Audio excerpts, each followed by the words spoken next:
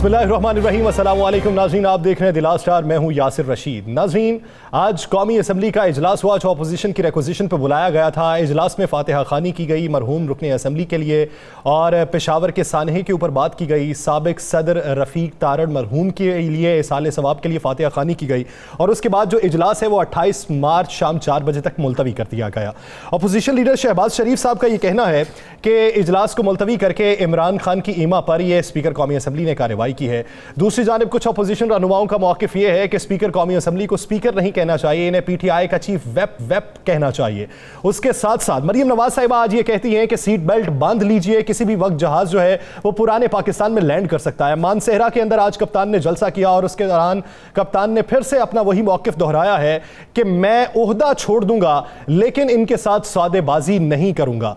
आज जब वज़ीर आज़म इमरान खान ने सीनियर एंकर पर्सन से मुलाकात की है तो उस मुलाकात में उनका यही कहना था कि मैं इस्तीफा दे दूंगा लेकिन सौदेबाजी नहीं करूंगा। और उसके साथ साथ उन्होंने ये कहा कि लोगों को खरीदा जा रहा है। जब उनसे सवाल किया गया कि तहरीक अदम एतमाद के हवाले से नंबर्स गेम क्या है तो उसके जवाब में उनका कहना था कि आखिरी दिन तक तहरीक अदम एतमाद के हवाले से यह नहीं कहा जा सकता कि कौन किसके साथ खड़ा है। इस पूरे सियासी मंजरनामे में बात करेंगे। हमारे पैनल में आज मौजूद हैं सीनियर सहाफ़ी राज़ीम साहब, इस्लामाबाद स्टूडियो से हमें ज्वाइन किया है राव खालिद साहब ने और सुहेल इकबाल भट्टी साहब ने, जबकि कराची से हमें ज्वाइन कर चुके हैं सईद खावर साहब। आप तमाम हजरात का बेहद मशकूर हूँ। राना साहब, सबसे पहले आपकी तरफ आता हूँ। हमारे नाजरीन की राय हमारे लिए बड़ी मुकद्दम होती है, जो हमें देखते हैं उनके सवाल भी हमारे लिए मुकद्दम है। कल का जो हमारा प्रोग्राम था उसमें आपने तज़किरा किया कि शहबाज शरीफ साहब के साथ तहरीक अदम एतमाद की कामयाबी और नाकामी दोनों सूरतों में हाथ होगा। तो सवाल बेशतर लोगों ने ये पूछे हैं कि बताइए कि तहरीक अदम एतमाद की नाकामी और कामयाबी दोनों सूरतों में हाथ किस तरीके से हो सकता है? बिस्मिल्लाहिर्रहमानिर्रहीम, अस्सलातु वस्सलामु अलैका या सय्यदी या रसूलल्लाह, अस्सलातु वस्सलामु अलैका या सय्यदी या हबीबल्लाह। देखिए यार सर, बड़ी क्लियर सी बात है। मैंने कल के प्रोग्राम में ये जिक्र किया था और आज भी मैं इस बात पे स्टैंड ले रहा हूँ। मेरे पास जो राय मुझे ये बात कह रहे हैं, बता रहे हैं, उनका यही कहना है कि मियां मोहम्मद शहबाज शरीफ जो है उनको जो उनके मतलब एक पहले राय होती थी कि शायद वो कुछ हलकों को काबिल कबूल है, शायद कुछ हलकों में उनकी मूवमेंट बड़ी अच्छी है जिसकी वजह से वो शहबाज शरीफ को काबिल कबूल रखते हैं और वो चाहते हैं कि शहबाज शरीफ जो है शरीफ खानदान के अंदर से ये अगर किसी अहम मुद्दे पे आ जाए तो काबिल कबूल है। अब ये सूरत हाल नहीं है, ये मैं आपको जिम्मेदारी से कह रहा हूँ कि अब ये सूरत हाल नहीं है। शहबाज शरीफ जो है वो किसी जगह भी कबूल नहीं है, क्योंकि वो क्या कहा यह जा रहा है कि शहबाज शरीफ के वज़ीर में शहबाज शरीफ से ज्यादा बेनिफिट, शहबाज शरीफ से ज्यादा जो मामलात है वो मियां नवाज शरीफ और मरियम नवाज चलाएंगी और नवाज शरीफ समझते हैं कि वो इन तमाम मामलात को कंट्रोल कर लेंगे और शहबाज शरीफ को वो एक कमजोर आदमी तस्वर कर रहे हैं कि वो अपने भाई के मुकाबले में अपनी फैमिली के अंदर इंतहाई कमजोर है, जो कई दफा कमिटमेंट करके कमिटमेंट को तोड़ चुका है। तो इसी तरह बहुत से और भी जगह मौजूद हैं, बहुत से सियासतदान भी मौजूद हैं जो समझते हैं कि शहबाज शरीफ का आना जो है वो हमारे लिए ठीक नहीं है। मतलब पीपल्स पार्टी के अंदर ये बिल्कुल वाज़ेह तौर पे बात हुई कि अगर शहबाज शरीफ को 1.5 साल दे दिया गया तो पीपल्स पार्टी पंजाब में सरवाइव किस तरह करेगी, पीपल्स पार्टी जो है चिंता की रह जाएगी और क्या गारंटी है कि पीपल्स पार्टी के साथ शहबाज शरीफ हाथ नहीं करेंगे या पीपल्स पार्टी को शहबाज शरीफ माजी की तरह इस दीवार से लगाने की कोशिश नहीं करेंगे। इसलिए ये 2-3 आरा ऐसी है जिसके बाद ये चीजें किसी जगह फाइनल हो चुकी हैं कि शहबाज शरीफ जो है अभी शहबाज शरीफ को इस्तेमाल किया जाएगा बतौर अपोजिशन लीडर, बतौर एक सियासी जमात के, और उसके बाद अगर इमरान खान की हुकूमत खत्म हो जाती है, कप्तान की हुकूमत, तो उस सूरत में भी आप देखेंगे कि शहबाज शरीफ से कैसा हाथ होता। शहबाज शरीफ अगर वजीर आजम बन भी जाते हैं तो कितनी देर के लिए होंगे और उनके साथ क्या ऐसा खेल खेला जाएगा कि मुस्लिम लीग नून जो है वो खड़ी होने की बजाय उसकी कमर टूट जाएगी। और अगर ऐसा हो गया कि अज़म इत्तेहाद कामयाब हो गई और कामयाब होने के बाद जब ये मरहला आ गया कि वजीर आजम किसको बनाना है तो अचानक उसमें कुछ तब्दीलियां होनी शुरू हो गई, अचानक हाथ होना शुरू हो गया, तो ये सूरत हाल भी पैदा हो सकती है। और तीसरी सूरत हाल बड़ी क्लियर है, जो कि सुहेल भट्टी साहब भी मौजूद है, राव साहब भी मौजूद है और शहर इक़्तिदार में बैठे हैं।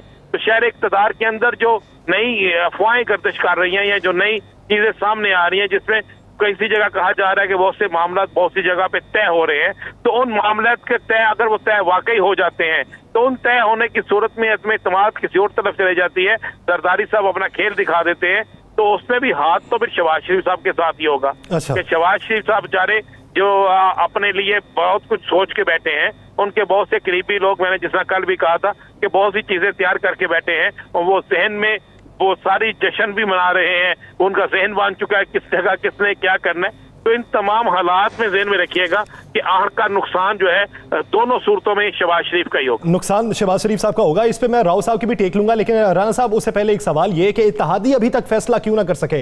इत्तेहादियों का झुकाव तो अपोजिशन की जानिब है और फैसले में ताखीर क्यों है?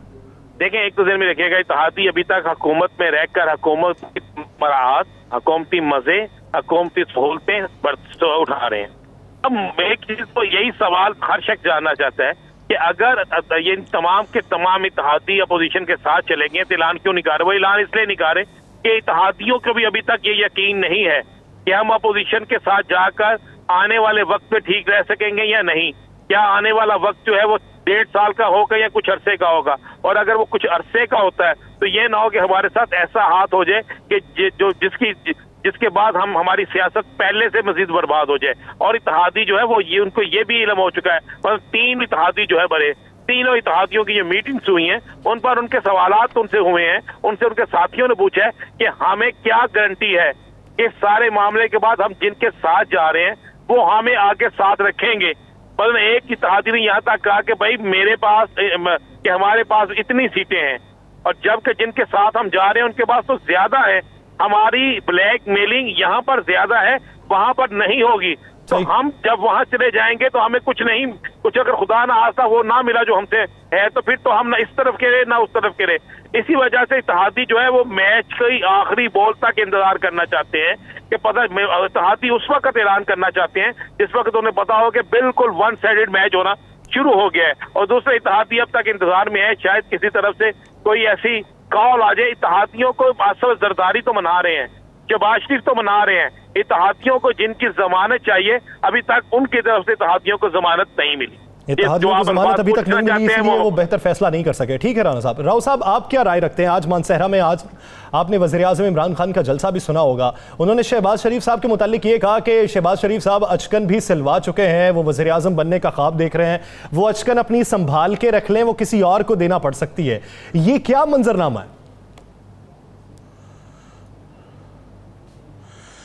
देखिए यासिर, बिल्कुल आपने सही जगह से शुरू किया जहाँ से मैं शुरू करना चाहता था, और इस मिसरे से कि महवे हैरत हूँ कि दुनिया क्या से क्या हो जाएगी। उन्होंने यहीं पे बात ख़त्म नहीं की, उन्होंने ये कहा कि शरीफ ख़ानदान का इक़्तिदार वाला मामला ख़त्म हो चुका है, अब ये लंदन में जाके रहेंगे और वहाँ पे इक़्तिदार में अगर आ गए तो लंदन फिर बरतानिया लोगों के आगे हाथ फैलाता फिरेगा कि हमारे पास पैसे ख़त्म हो गए हैं। वो इस हद तक इसमें गए हैं। तो उससे लग बज़ाहिर ये रहा है कि कोई बैकग्राउंड में कुछ चीज़ें चल रही हैं, राना साहब ने जैसे कहा, उसमें व्हीलिंग डीलिंग चल रही है। किस किस्म की व्हीलिंग डीलिंग चल रही है? एनआरओ के हवाले से तो इमरान खान साहब बड़े क्लियर हैं, क्योंकि उनकी तो सियासत का खात्मा हो जाएगा। उसमें एक पॉसिबिलिटी जो बनती है वो ये बनती है कि एक अंडरस्टैंडिंग के साथ अर्ली इलेक्शन कॉल कर लिए जाएं, जिसमें प्राइम मिनिस्टर मंजर से हट जाए, केयर टेकर सेटअप आ जाए, या कोई और अगर फॉर द टाइमिंग 6 महीने के लिए कुछ सेटअप आ जाता है बीच में, सही, जो यकीनन शहबाज शरीफ नहीं होंगे अगर एग्रीड अपॉन फार्मूला होता है, तो उसके बाद फिर नए जो इलेक्शन होंगे उसमें देखा जाएगा कि किस तरह से ये इत्तेहादियों का मसला भी मेरा ख्याल उसमें ख़त्म हो जाएगा। और ये पॉपुलर वोट के साथ जो भी जमात होगी, मुझे लगता है कि अगले इलेक्शन के बाद वो पॉपुलर जमात पॉपुलर वोट के साथ आएगी, और किसी किस्म की ब्लैक मेलिंग और ये लोटे और इस किस्म की चीज़ें उम्मीद है सुप्रीम कोर्ट से उसका भी एड्रेस हो जाएगा, तो एक कंफर्टेबल होगी। देखना ये है कि जो ओवरऑल सिचुएशन है पाकिस्तान में इस वक्त, किस किस्म की लीडरशिप की हमें ज़रूरत है, जो हमारा इंटरनेशनल इस वक्त पिछले 3, 4, 5 महीने से जिस तरफ हम जा रहे हैं या कोशिश कर रहे हैं जाने की। OIC का इजलास देख लें, उससे पहले प्राइम मिनिस्टर का चाइना का विजिट देख लें, रशिया का देख लें, यूक्रेन रशिया की लड़ाई देख लें, और बाकी रीजनल मामला जितने भी हैं, अफ़गानिस्तान फॉर दैट मैटर, और अमेरिका और उसका कम होता हुआ इन्फ्लुएंस मिडल ईस्ट में, तो उसमें हमें किस किस्म की लीडरशिप चाहिए, क्योंकि वो ज़्यादा इंपॉर्टेंट है हमारे लिए, इकॉनमी और हमारे इंटरनेशनल रिलेशंस। इकॉनमी बराह रास्त मुंसलिक है इंटरनेशनल रिलेशन से, आपकी एक्सपोर्ट्स होती हैं, आपके और मामलात होते हैं, पाबंदियों का ख़तरा होता है। फिर FATF है, मनी लॉन्ड्रिंग रोकने के लिए आपने जो इक़दाम किए हैं या करने हैं, या इस किस्म की चीज़ों को ख़त्म करना है कि मुल्क के अंदर से ऐसे लोग ना हों, को बाअसर या बारसूख लोग जो मनी लॉन्ड्रिंग कर सकें, या इस किस्म के कोई हम पे जिनकी वजह से आ सकें। तो मुझे लग ये रहा है बज़ाहिर कि जो मियाँ साहबान हैं, शरीफ ख़ानदान है, उनके लिए रिलीफ तो हो सकता है, बड़ा रिलीफ, लेकिन शायद इक़्तिदार उनके हाथ नहीं आने लगा सरेदस्त, और शायद आगे चल के क्या सूरत हाल होती है ये तो अल्लाह बेहतर जानता है, लेकिन सरेदस्त ये लग रहा है कि उनके लिए रिलीफ तो आ रहा है कोई बहुत बड़ा, लेकिन इक़्तिदार अभी उनकी मुकद्दर में नहीं है। इक़्तिदार किसके मुकद्दर में है? क्या इमरान खान वापस आएंगे अगले इलेक्शन में, केयर टेकर सेटअप बनेगा, या किसी को 6 महीने की या साल की जॉब मिलेगी? दूसरी तरफ एक और इशू जो है, जो वो शायद आप डिस्कस करें, जो परवेज़ इलाही साहब और अपोजिशन के मुज़ाकरात के हवाले से आज खबरें चल रही हैं, वो भी काफ़ी मेरा ख्याल है काबिल गौर है कि किस तरफ जा रही है, इत्तेहादियों की सूरत हाल क्या बन रही है। जब अगर आसिफ जरदारी साहब की बात नहीं मानी जाएगी परवेज़ इलाही के सिलसिला में, तो फिर क्या आसिफ जरदारी और नून और JUI इकट्ठे रहेंगे? ये भी देखने की जरूरत है। इसमें मैं दोबारा आपकी तरफ आऊंगा। सईद खावर साहब, बात कर लेते हैं इत्तेहादियों की। जब बात हो रही है MQM की बात कर लेते हैं। MQM की पाकिस्तान पीपल्स पार्टी के साथ मुआहिदा हुआ, बेशतर डायलॉग्स के लिए मीटिंग्स हुई हैं उनकी, वो हुकूमती मुज़ाकराती टीम से भी मिले हैं, लेकिन बज़ाहिर इशारा यही लगता है कि MQM जो है वो पीपल्स पार्टी का साथ देगी तहरीक अदम एतमाद की सूरत में। लेकिन अभी तक वाज़े तौर पर ऐलान ना होने की आपको वजूहात क्या दिखाई देती हैं? क्या कानून साजी नहीं अभी तक पार्लियामेंट से हो सकी, इस वजह से MQM नहीं बोल रही, या वजह कुछ और है? पहली बात तो ये है कि यासिर, मैंने पहले भी अर्ज किया था इसी नशिस्त में कि MQM के लिए कराची और सिंध में सियासत करना ज़्यादा मुनासिब है, और उनको यहाँ एक ऐसे इत्तेहादी की तलाश थी जिसके साथ वो माजी में भी काम करते रहे हैं। 3.5 साल उन्होंने PTI के साथ काम किया, लेकिन वो ट्रक की बत्ती के पीछे लगे हुए थे। 1100 अरब का जनाब पैकेज मिला, इसके अलावा जो वादे किए गए थे उस पर उन्हें इतराज़ात थे और उनके तहफ़्फ़ुज़ात थे कि हमें PTI ने मुतमईन नहीं किया, और एक जो खोलकर वो रोल कराची में अदा करना चाहते थे वो उनको नहीं मिला। इसके बरक्स PTI वालों को रोल मिला तो वो भी कुछ डिलीवर करने में नाकाम रहे हैं। अब जो अंदर की बात है वो ये है कि ये तय तो कर चुके हैं। आसिफ अली जरदारी साहब ने और बिलावल भुट्टो ने उनको यकीन दहानी करा दी है, और हर मीटिंग में वज़ीर आला सिंध मौजूद होते हैं, और हमारे वज़ीर इत्तलात जो हैं सईद गनी वो भी मौजूद होते हैं, और उन्होंने कहा है कि हम जो बल्दियाती बिल है उसमें भी आपकी मर्जी की तरामीम लाएंगे, और शहरी हुकूमतों के हवाले से, बल्दियाती हुकूमतों के हवाले से आपको हम आपकी ख्वाहिशें पूरी करेंगे। तो तकरीबन उनका मुआहदा तय पा चुका है, उसके लिए सिर्फ ऐलान का होना बाकी है। खबर साहब, आप क्या समझते हैं, अगर ये मुआहदा तय हो जाता है, उसके साथ साथ सूबाई कैबिनेट में वो MQM को जगह देने की बात भी कर देते हैं, पेशकश भी हो जाती है, जगह मिल भी जाती है, तो ये मुआहदा कितना लॉन्ग टर्म आपको रहता दिखाई देता है? इस मुआहदे की जिंदगी आने वाले इलेक्शन तक होगी, क्योंकि जब नए इलेक्शन होंगे तो फिर हर पार्टी जो है वो इनफरादी तौर पर अपनी गेम खेलेगी और इनफरादी तौर पर अपनी पार्लिमानी कुव्वत बनाने की कोशिश करेगी। तो ये मुआहदा उस वक्त तक कायम रहेगा जब तक नए इलेक्शन नहीं होंगे। इस वक्त ज़रूरत है 1.5 साल में भी MQM पीपल्स पार्टी के साथ मिलकर कराची के मसाइल हल करने के लिए कुछ कर सकती है, क्योंकि उनका वोटर उनसे नाराज़ है कि आपने 3.5 साल PTI के साथ गुजारे तो MQM को क्या मिला, कराची के शहरियों को क्या मिला, और सिंध की जो शहरी आबादी है जो MQM की तरफ देखती है हमेशा, वो सोचते हैं कि उन्हें क्या मिला। तो बात यह है कि ये मुआहदा ज़्यादा तादेर कायम नहीं रहेगा, लेकिन उस वक्त तक ज़रूर रहेगा, क्योंकि ये इसके पीछे सियासी मफादात हैं। तो ये नए इलेक्शन के ऐलान तक एक साथ रहेंगे, क्योंकि मुत्तहिदा कौमी मूवमेंट की एक रिवायत रही है, और पीपल्स पार्टी की भी सिंध में, कि वो किसी सियासी इत्तेहाद में नहीं होते। इसलिए ये तो मुमकिन ही नहीं है कि आने वाले दिनों में इनका कोई सियासी इत्तेहाद बन सके नए इलेक्शन के लिए। ये एक दूसरे के खिलाफ खड़े होंगे और फिर वही सूरत हाल होगी जो पहले रही है हमेशा। तो इसलिए मैं समझता हूँ कि ये मुआहदा सिर्फ और सिर्फ तहरीक अदम एतमाद और फिर आने वाले इलेक्शन तक महदूद, आने वाले इलेक्शन तक महदूद होगा। खबर साहब, मैं आपकी तरफ आऊंगा और बात करेंगे सिंध की सियासी सूरत हाल के हवाले से। जो लॉन्ग मार्चेस मुख्तलिफ जमातों ने, सिंध की जो मकामी जमातें उन्होंने ऐलान कर रखा है, उसकी तफसील आपसे बाद में जानूंगा। भट्टी साहब, आप क्या समझते हैं? एक तरफ बुलंदोबांग दावे किए गए दोनों तरफ से, सरप्राइज की बात की इमरान खान साहब ने, उसके बाद सरप्राइज की बात अपोजिशन लीडर ने भी कर दी कि उनसे पहले हम सरप्राइज देंगे। वज़ीर आज़म ने 3 मुलाकातें की, पहले यूट्यूबर्स के साथ, फिर सीनियर रिपोर्टर्स के साथ और आज एंकर पर्सन्स के साथ। क्या समझते हैं वाकई कोई ट्रम्प कार्ड है, और अगर है तो फिर यह बात करने की क्यों जरूरत है कि इस्तीफा दे दूंगा लेकिन इनके साथ सौदेबाजी नहीं करूंगा? यासिर देखिए, फरवरी से जब से ये सियासी दर्जा हरारत अपने एक पीक पर पहुंचा और अपोजिशन ने जो काफ़ी महीनों से जोड़ तोड़ का सिलसिला उन्होंने जारी रखा हुआ था, प्लान बनाया हुआ था और अपोजिशन ने हिकमत अमली मुरतब की हुई थी कि वो अपना जो सियासी हिकमत अमली है किस महीने में कब जाकर किन हालात के अंदर इम्प्लीमेंट करेंगे। जब उन्होंने इस बात का आगाज़, इस मामले का आगाज़ किया तो उसके बाद प्राइम मिनिस्टर इमरान खान भी मुतहरिक हुए। वो डे टू डे बेसिस के ऊपर सारे इन मामलात को देख रहे थे। अपोजिशन जिन जिन अरकान से राब्ते कर रही थी, जो पाकिस्तान तहरीक इंसाफ है जिनका ताल्लुक था, इत्तेहादियों से जो राब्ते कर रही थी, और उसके साथ साथ कानूनी और आइनी मामलात को भी देखा जा रहा था। लेकिन फरवरी के आखिरी हफ्ते में सिचुएशन काफ़ी मुश्किल हुई जब प्राइम मिनिस्टर इमरान खान ने फिर एक्टिवली अपने आप को इन तमाम मामलात के अंदर इंगेज किया और उसके बाद उन्होंने लोगों से मुलाकातों का सिलसिला भी शुरू किया। इस वक्त मेरे ख्याल में प्राइम मिनिस्टर इमरान खान को सारी सूरत हाल की बहुत ज़्यादा क्लैरिटी है। वो मुख्तलिफ लोग जो प्राइम मिनिस्टर इमरान खान के बहुत करीबी हैं, हुकूमत में शामिल हैं, और कुछ ऐसे उनके दोस्त जो हुकूमत में शामिल नहीं हैं लेकिन प्राइम मिनिस्टर इमरान खान उनके साथ मशवरा भी करते हैं, उनकी उन्हें बड़े सपोर्ट भी हासिल रही है और बहुत सी पाकिस्तान तहरीक इंसाफ की हुकूमत के लिए उनकी खिदमात हैं, उनके साथ भी वो मुख्तलिफ अमूर की डिस्कस करते रहे हैं। प्राइम मिनिस्टर को सारे सिनेरियो की इस वक्त बहुत ज़्यादा क्लैरिटी है। उन्होंने कौन सा स्टेप किस जगह पर जाकर लेने हैं उनको बिल्कुल क्लैरिटी है। मुझे सम टाइम ये लगता है कि शायद अपोजिशन के मुकाबले में भी ज़्यादा क्लैरिटी है इमरान खान साहब को कि आने वाले दिनों में जो सियासी सूरत हाल डेवलप होगी उन्होंने क्या करना है। लेकिन कुछ रोज़ कबल उन्होंने एक बड़ी मरबूत किस्म की एक कोशिश की, जो उन्होंने पैगाम भिजवाया अपने एक दोस्त के ज़रिए से, जो कि अपोजिशन के कुछ शख्सियात के साथ भी उस मामले को डिस्कस किया गया, जिसके अंदर प्राइम मिनिस्टर फ्लेक्सिबल दिखाई दिए बहुत हद तक कि अब इस सारे मामले को किस तरीके के साथ हैंडल किया जाए कि आने वाले दिनों में सिचुएशन फेवरेबल रहे पाकिस्तान तहरीक इंसाफ के लिए और आइनी और कानूनी लिहाज से कोई बहरान भी पैदा ना हो और अपोजिशन भी जो माइलेज हासिल करना चाह रही है उसकी काविशों को भी कामयाब ना होने दिया जाए। जिसके अंदर बड़ी एक एफर्ट ये ज़रूर हुई कि वो अर्ली इलेक्शन के लिए तैयार हैं।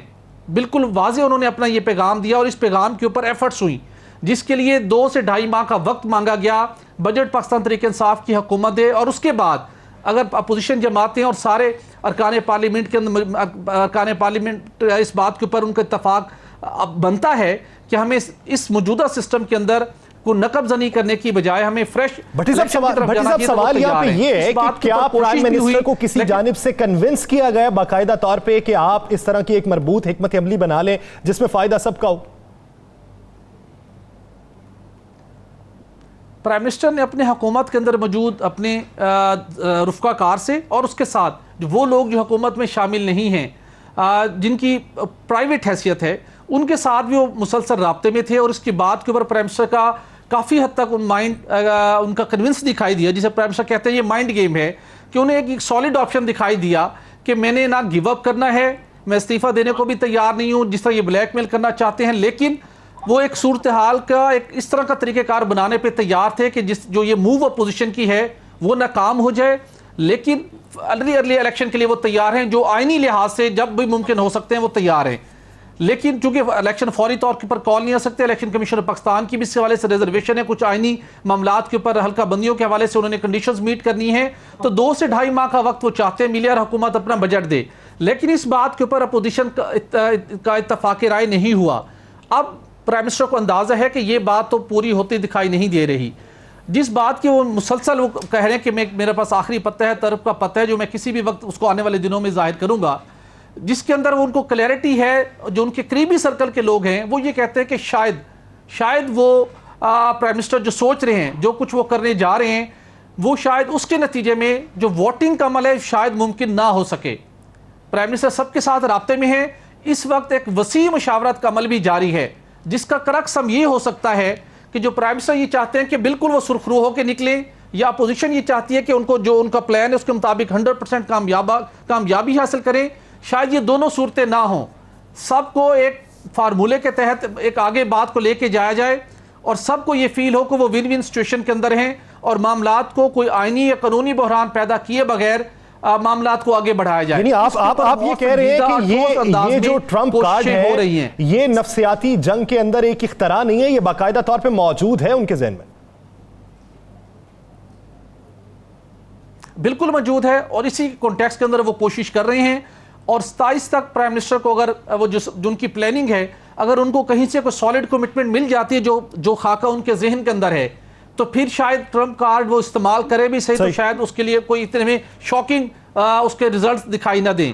लेकिन अगर उन्हें कोई कमिटमेंट नहीं मिलती, अगर वो चीज़ें उनके माइंड गेम के मुताबिक किसी हद तक तय नहीं हो पाती, क्योंकि वो खुद फ्लेक्सिबल हैं, वो खुद फ्लेक्सिबिलिटी शो कर चुके हैं, तो उस सूरत के अंदर फिर वो शायद कोई ऐसा सरप्राइज दे सकते हैं जो कि कुछ लोगों के लिए, अपोजिशन के लिए शॉकिंग हो। लेकिन प्राइम मिनिस्टर इमरान खान को बिल्कुल क्लैरिटी है कि वो अवाम के अंदर, अवाम के पास जाने के लिए किसी भी वक्त तैयार हैं। अवाम का रिस्पॉन्स उन्हें बहुत इंकरेजिंग महसूस हो रहा है और वो ये समझते हैं कि ये बहुत इंपॉर्टेंट टाइम है। वो ये समझते हैं कि पाकिस्तान तहरीक-ए-इंसाफ को पॉलिटिकल बेनिफिट से मिल सकता है कि अगर वो अवाम में जाएं तो अवाम से उन्हें पॉजिटिव रिस्पांस मिल सके। राना साहब, आप क्या समझते हैं? ये तो प्लानिंग बता दी वज़ीर-ए-आज़म इमरान खान की, वो जो सोच रहे हैं, और उसका क्रक्स भी बता दिया भट्टी साहब ने।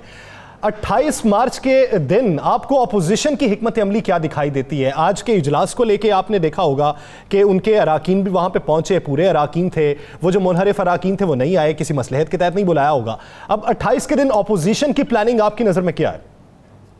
देखें, ये अपोजिशन 28 तारीख को ये प्लान कर रही है कि एक तो उनकी कोशिश ये है कि इस जलसे का असल जो मकसद है वो पूरी अपोजिशन का मकसद नहीं है, वो मकसद सिर्फ मुस्लिम लीग नून का। एक तो जेर में रखिएगा कि मौलाना फजल रहमान एक लहदा अपना जत्था लेके आए हैं, उनके जत्था आ रहा है, और मरियम नवाज और हमजा जो हैं वो जीटी रोड की सियासत को पीपल्स पार्टी के बाद दोबारा अपने हक में करने के लिए बजरिया जीटी रोड आ रहे हैं। उनका मकसद है कि बजरिया जीटी रोड जब मैं इस्लामाबाद में जाए, जाके वहां पे डेरा डालें, और डेरा डालने के बाद एक तो ये साबित करें कि इस मुत्तहिदा अपोजिशन में हम सबसे बड़ी जमात है, हमारे पास क्राउड ज्यादा है। इस पूरे जो इवेंट हो रहा है, जो 28 का जलसा है, ये मुत्तहिदा अपोजिशन का जलसा आपको नजर नहीं आएगा, ये मुस्लिम लीग नून और जमीयत उलमा इस्लाम का नजर आएगा।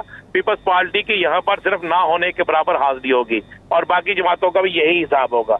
अब इसमें मुस्लिम लीग नून समेत तमाम मुत्तहिदा अपोजिशन की प्लानिंग क्या है? उनकी प्लानिंग यह है, एक तो यहाँ पर उनकी कोशिश है कि 28 से पहले हम किसी एक या दो इत्तेहादियों की अनाउंसमेंट करवा लें, और अनाउंसमेंट करवाने के बाद ये साबित कर दें कि जनाब हुकूमत बिल्कुल खाली हो चुकी है, इनके पास कुछ नहीं है। दूसरा, वहां पर ये वाज़े तौर पे इनका कहना है कि ये ऐलान करेंगे, आपको पहले ऐलान बता देता हूँ, अपोजिशन ये ऐलान करेगी कि एक तो वो स्पीकर के खिलाफ ऐलान करेंगी, स्पीकर के खिलाफ खुल के बातें होंगी, दूसरा महंगाई की बातें होंगी, और तीसरा ये कहा जाएगा कि अगर अज़्म इत्तेमाद की तारीख को ये मजीद किसी तरीके से किसी और बाकी चीजें इश्यू जो है उनको पहले डिस्कस ना किया जाए, बल्कि सिर्फ इसी इश्यू को पहले डिस्कस किया जाए। और अगर ऐसा नहीं होता और मजीद आगे जाके यानी 1 अप्रैल तक लेकर जाने की कोशिश करते हैं, आईनी तौर पर जा सकती है, और अगर लेकर जाने की कोशिश करते हैं तो फिर उस पर वो कहेंगे कि हम यहाँ पे धरना देंगे। यानी एक तरफ से अपोजिशन पावर शो भी करेगी और दूसरे साथ साथ वो एक धमकी भी देगी,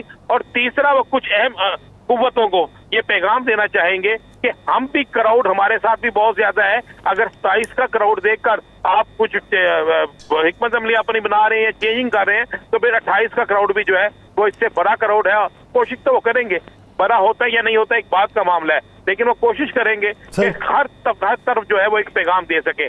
3 वहां पे मैसेज होंगे, 3 वहां पे तकरीर ऐसी होंगी जिसमें ये सारा कुछ। एक तो आप ध्यान में रखिएगा, मियां नवाज शरीफ की तकरीर हो रही है, मियां नवाज शरीफ जो है वो बाकायदा उस जलसे में तकरीर करेंगे। अच्छा, मैं आपको ये भी एक चीज बता दूं कि मजे वाली बात है कि अपोजिशन के पास अभी वोट पूरे नहीं है, बस उन अपोजिशन मैंने आज मैंने लाहौर में चौधरी औरंगजेब हैं जो एक तंजीम है तहरीक-ए-इत्तेहाद, उनके पास मैंने 3 MNA अपोजिशन के बैठे देखे हैं जो कह रहे हैं कि हमें हुकूमत के साथ लगा दे। तो आप मुझे ये बताएं, जब यहाँ पे ये सूरत हाल हो तो फिर ये सारी जमातें अपने अरकान पूरा करने की बजाय सिर्फ और सिर्फ वहाँ पे ताकत का मुजाहरा करना चाह रही है। ताकत का मुजाहरा अगर 3 MNA आज एक शख्स पास तो बाकी मुझे बताएं इनके अपने लोग किधर जा रहे हैं? इतनी खौफनाक सूरत हाल पैदा हो रही है। 28 को सिर्फ इन्होंने जहां पे नंबर्स गेम पूरी कर ली है वहां पे अवाम की ताकत दिखाने का भी इस वक्त मौका आन पहुंचा है, और पाकिस्तान तहरीक इंसाफ भी यही काम करने जा रही है, और अपोजिशन जमातें भी इसी सोच को लेकर आगे बढ़ना चाह रही हैं। इत्तेहादियों के बारे में मजीद भी बात करेंगे राव खालिद साहब से, लेकिन एक ब्रेक लेनी है। ब्रेक के बाद वापस आएंगे तो पंजाब की सियासत और पंजाब के आइंदा आने वाले दिनों में सियासी मंजरनामे पर बात होगी। नाज़रीन, कहीं नहीं जाएगा, स्टे विद अस।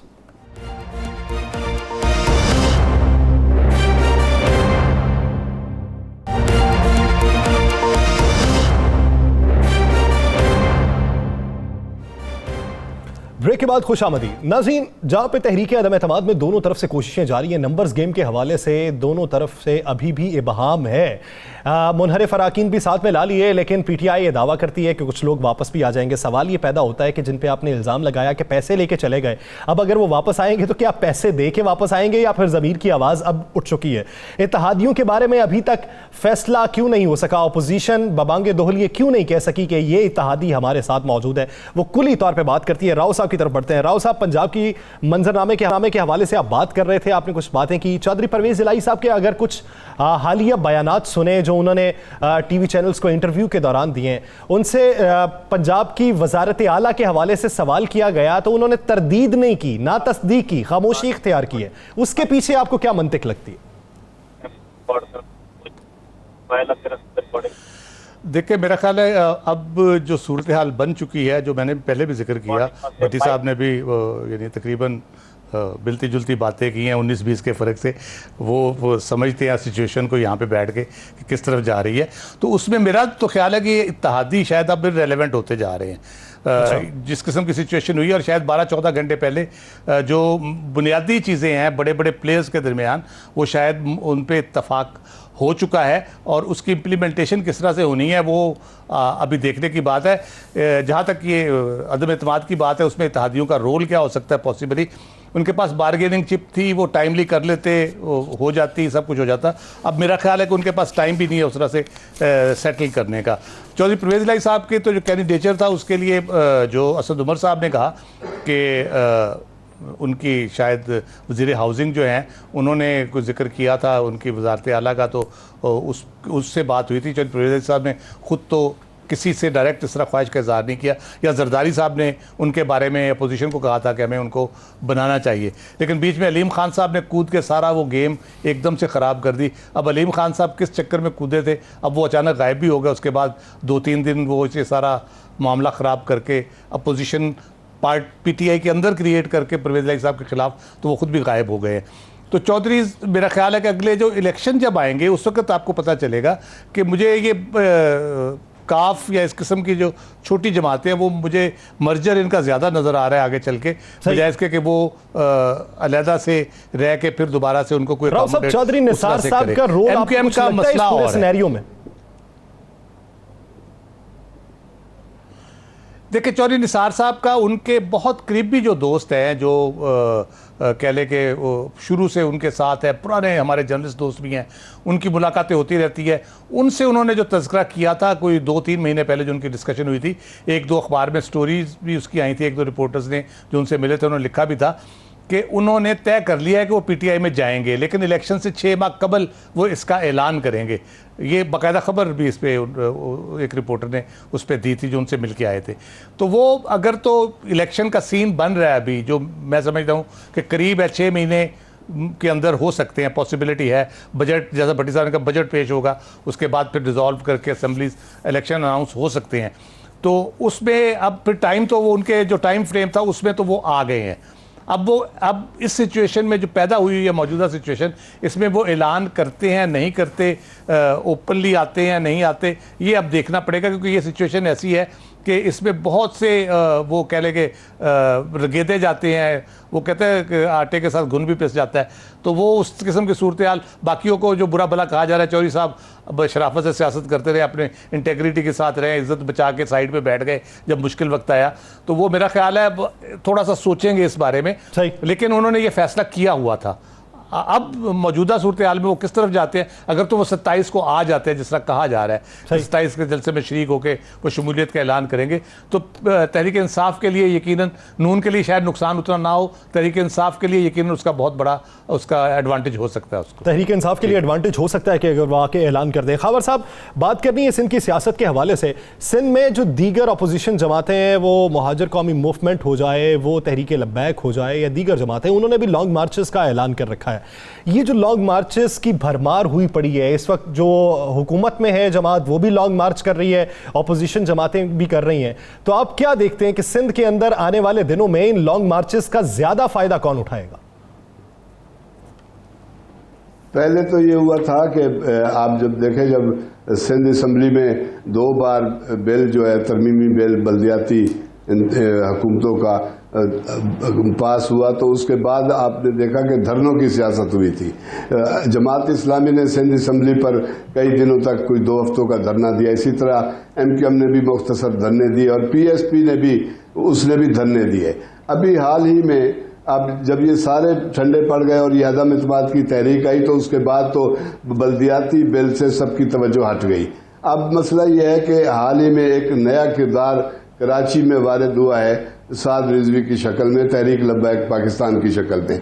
पिछले इलेक्शन में अगर आप 2018 के नतायज उठाकर देखें तो सूबाई और कौमी की नशिस्तों पर कुछ चौथे 5वें नंबर पर तहरीक लब्बैक के वोट मौजूद थे और तहरीक लब्बैक ने अपनी मौजूदगी का एहसास दिलाया सियासी जमातों को भी, मीडिया को भी और आवाम को भी।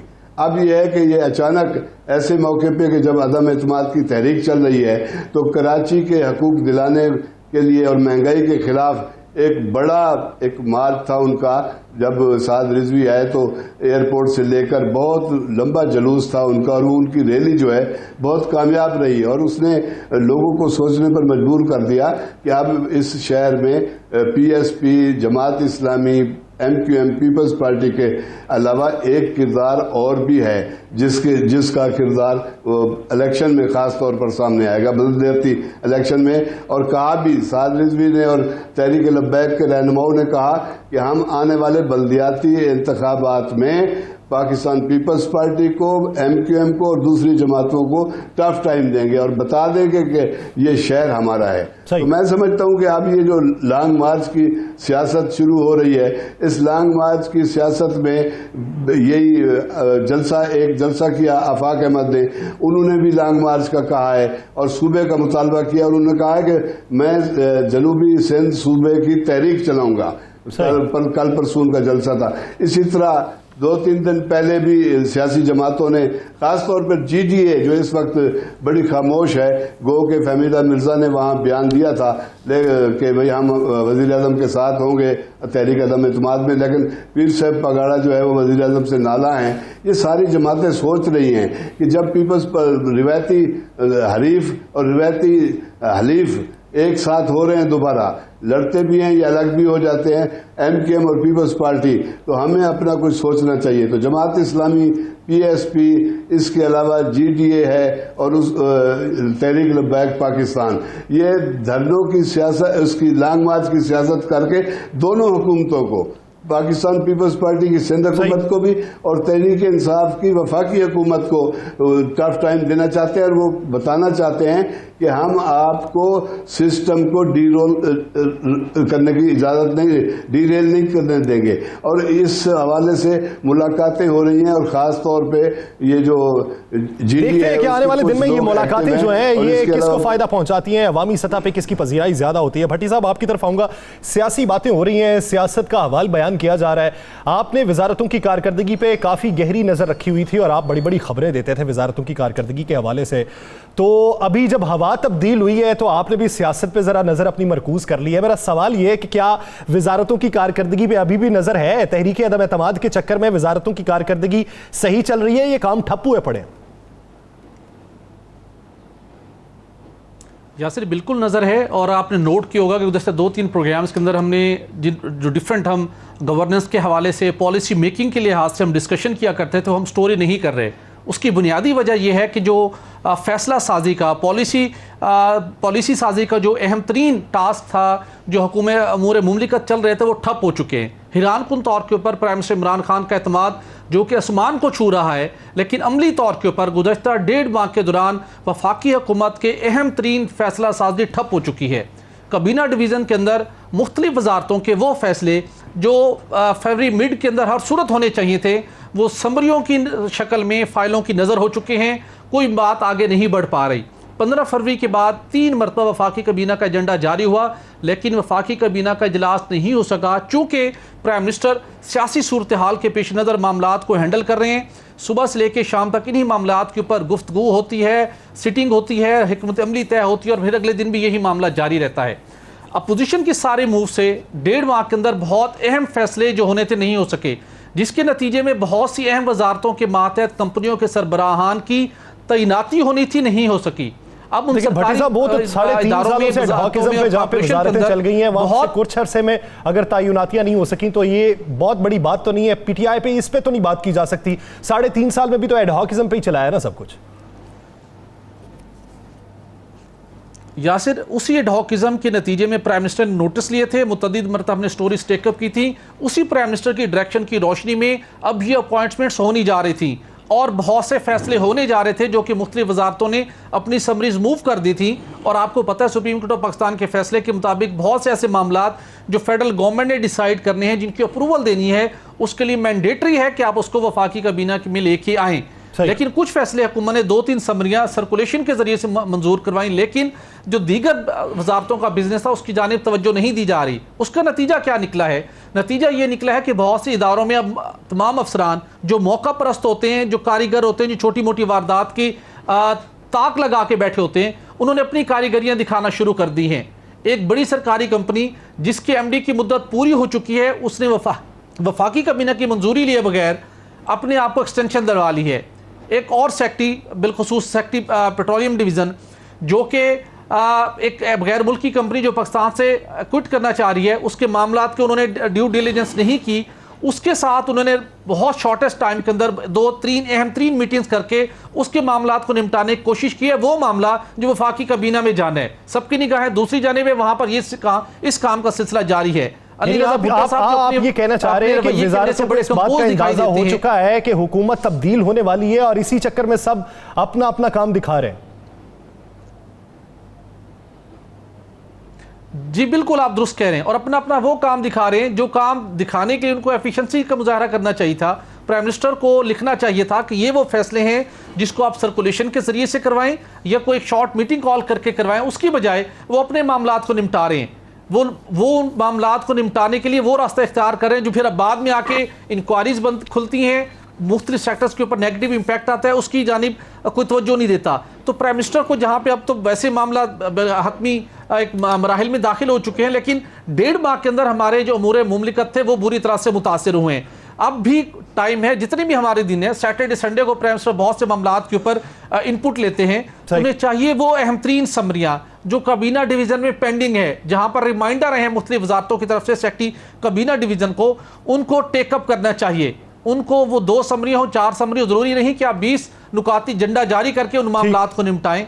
कुछ ऐसे फैसले हैं जो कि फॉर एग्जाम्पल पेट्रोलियम मसनूआत से मुतल्लिक हैं, जिनका कौमी खजाने पर डायरेक्टली बहुत ज़्यादा बोझ पड़ रहा है। कुछ फैसले अर्जेंट लेने ज़रूरी हैं, तो वो मामलात वहाँ पे जाने चाहिए ताकि कोई गवर्नमेंट ये कंटिन्यू करे या कोई और सेटअप बने। अल्टीमेटली जो अवाम या कौमी खजाने को कोई नुकसान ना हो जाए। तहरीक अहमद एक जमहूरी मामला है, सियासी सतह पे आपने देखना तो है, सियासी जोड़ तोड़ के नतीजे में आपने कुछ ना कुछ तो हासिल करना है, लेकिन ये ना हो कि कोई ऐसा नुकसान हो जाए कि जिससे पाकिस्तान तहरीक इंसाफ की साख भी मुतासिर हो और उसके साथ साथ कौमी खजाने को भी नुकसान पहुंचे। राना साहब, आपकी तरफ आऊंगा। इस वक्त जो सिचुएशन है, तकरीबन तमाम जमातों के अरकान असम्बली जो हैं वो इस्लामाबाद में मौजूद हैं और कहा यही जा रहा है कि जब तक वोटिंग नहीं हो जाती वो वहीं रहेंगे।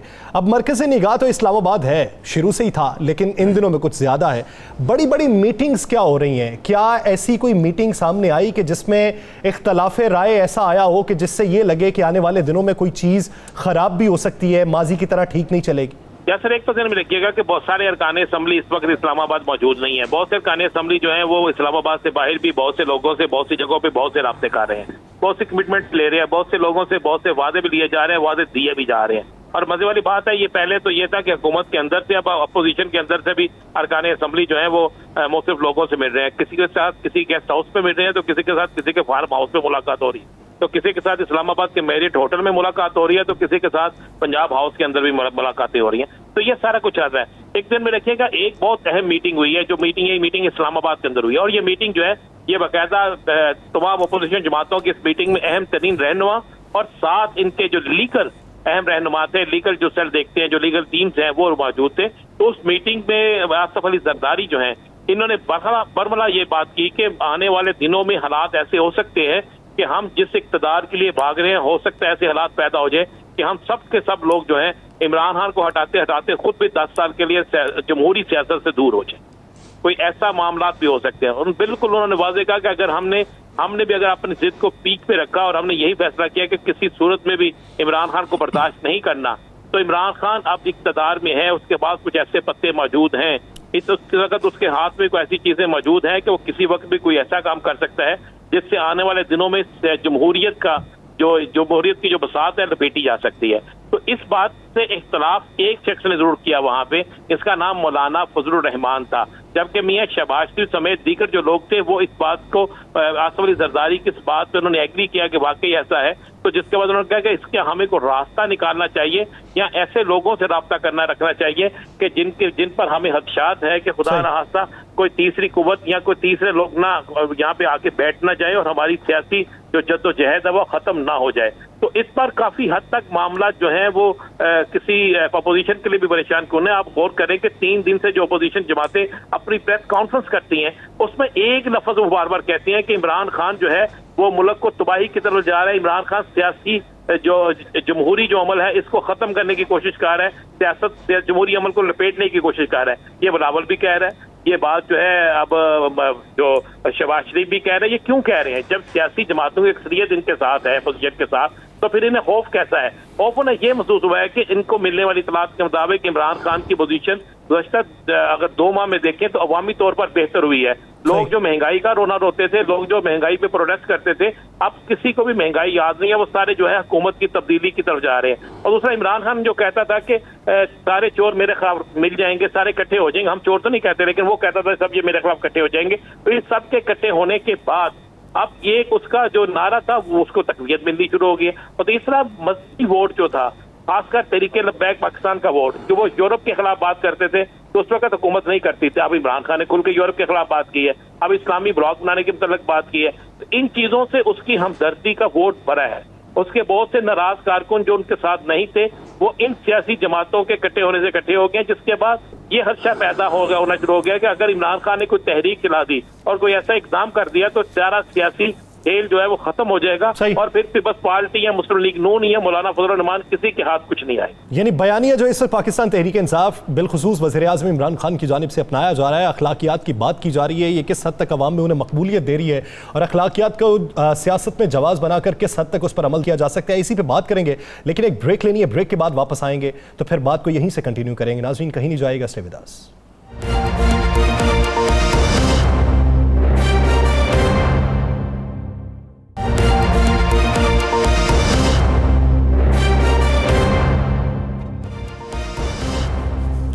ब्रेक के बाद खुश आमदीद। नाज़रीन, सियासत में अखलाकियात की बात हो रही है। अखलाकियात किस हद तक इंपॉर्टेंट होती हैं और उसके असरात क्या होते हैं? राव साहब की तरफ बढ़ेंगे। राव साहब, आपको याद होगा PTI के मुनहरिफ अराकीन अपोजिशन के पास गए, इल्ज़ाम लगाया करोड़ों रुपए में ये बिके हैं। अहमद हुसैन डेहर साहब आज आके कहते हैं वज़ीर आज़म से मुलाकात हुई है, मैं PTI के साथ हूँ। तो अब जो करोड़ों में बिका था वो वापस आ जाए तो उसको क्या कहेंगे? ये जो अखलाकियात का ढिंडोरा पीटा गया, अब उसको अवाम में कैसे पजीराई मिलेगी? देखिए, जो डिफेक्शन है वो तो ऑब्वियसली अखलाकियात उसकी इजाज़त नहीं देती, कानून भी इजाज़त नहीं देता, आइन भी इजाज़त नहीं देता।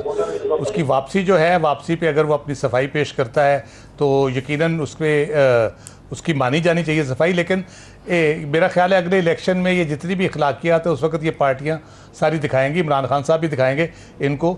ये मुनासिब नहीं है कि आप या तो इल्ज़ाम ना लगाएं, अगर आपने इतने बड़े बड़े इल्ज़ाम लगाए हैं तो फिर उसका सबूत दें।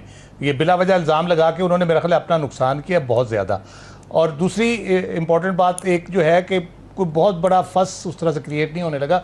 मेरा ख्याल है चीज़ें सेटल हो गई हैं। इमरान खान साहब के पास मेरे ख्याल में सबसे बड़ा ट्रम्प कार्ड था, वो जैसी तहरीक एतमाद कामयाब होनी थी उन्होंने सारे MNAs को रिज़ाइन करवा देना था और उसके बाद वो आपको नेचुरली जल्दी इलेक्शन पे जाना पड़ना था। आप साल 1.5 साल हुकूमत नहीं कर सकते थे। मेरे ख्याल से यही ट्रम्प कार्ड था जिसको वो बार बार जिक्र करते। ठीक है, खावर साहब, आप क्या समझते हैं आने वाले दिनों में अखलाकियात को लेकर क्या सियासत होगी या फिर वही मोकमकाऊ की सियासत है? यासिर, अजीब लगता है कि हम पाकिस्तान में बैठकर पाकिस्तानी सियासत में अखलाकियात की बात करते हैं। आप देख लें, आप पाकिस्तान के जितने जमहूरी गैर जमहूरी अदवार रहे हैं उन सब में आप पार्टियों का, पार्टी की क़यादत का और मुंतखब अरकान का किरदार देख लें। ये लोटा करेसी कोई आज की बात नहीं, हमेशा होती है। और अखलाकियात की बात करना बहुत मुश्किल, इसलिए कि इसके लिए हमने सही मानों में कोई कानूनी कानून नहीं बनाया। अगर हमने कोई कानून साजी की होती तो आज ये रोले ही ना होते सारे। एक मैं आपको अर्ज करूंगा कि ये जो सारी लड़ाई हो रही है उसमें मुझे तो खदशा है, यासिर जरदारी ने जिस खदशे का इजहार किया है वो मोहसिन भोपाली थे, उनका एक शेर था, नरंगी सियासत दौरान तो देखिए मंजिल उन्हें मिली जो शरीके सफर न थे। तो खुदा न खास्ता कहीं ऐसा ना हो कि सियासतदानों की लड़ाई में का इजहार करें जो राणा साहब ने पहले कर दिया हुआ है अपोजिशन की मीटिंग के हवाले से। भट्टी साहब इसी पे आपका स्टांस चाहिए, टाइम बहुत कम है। जी यासिर, बिल्कुल होनी चाहिए और उसके साथ साथ अपोजिशन को तो एक साइड पे कीजिए। प्राइम मिनिस्टर इमरान खान ने जिस हाई मोरल ग्राउंड के ऊपर जो स्टैंड लिया उनको साबित करना चाहिए। कोई तरीके पे वोटिंग जो भी नतीजा हो, लेकिन ये जो गिव एंड टेक चल रही है जिसके हमने इम्कानात की बात की, उनको साबित करना चाहिए कि वो किसी सेटलमेंट के बगैर अखलाकियात के जिस ग्राउंड पे खड़े हैं उसके ऊपर उन्होंने नताइज को आवाम के सामने लेके आना है। और सबसे बढ़कर इस मुल्क की तकदीर उस वक्त बदलेगी जब इखलाकियात हमारी सियासत की असास बन जाएगी। जब अखलाकियात असास बन जाएगी। लेकिन सवाल ये राणा साहब आखिरी 30 सेकंड है, भट्टी साहब माजरत चाहता हूं, राणा साहब आखिरी 30 सेकंड है, क्या समझते हैं अखलाकियात किस हद तक जरूरी है पाकिस्तानी सियासत में?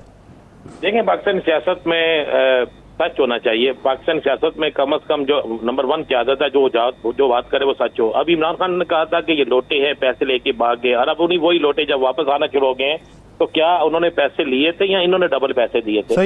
ये बात तो बिल्कुल क्लियर होनी चाहिए। अगर ये नहीं क्लियर होती तो मैं समझता हूँ 63 जो है फिर सियासतदानों में से सबसे पहले उन लोगों पे लगनी चाहिए, जो सबसे पहले इल्जाम लगाते हैं। इल्जाम लगाने के बाद जब वो वापस आ जाएं तो फिर जमीर कैसे जा सकते हैं? बहुत अहम सवाल है, इसके भी सियासी हुक्मरानों को अवाम को देने चाहिए। नाजरीन, दिलास्टार से मुझे और तमाम मेहमानान गिरामी को दीजिए इजाजत। अपना बहुत सा ख्याल रखिएगा। अल्लाह ने के बाद।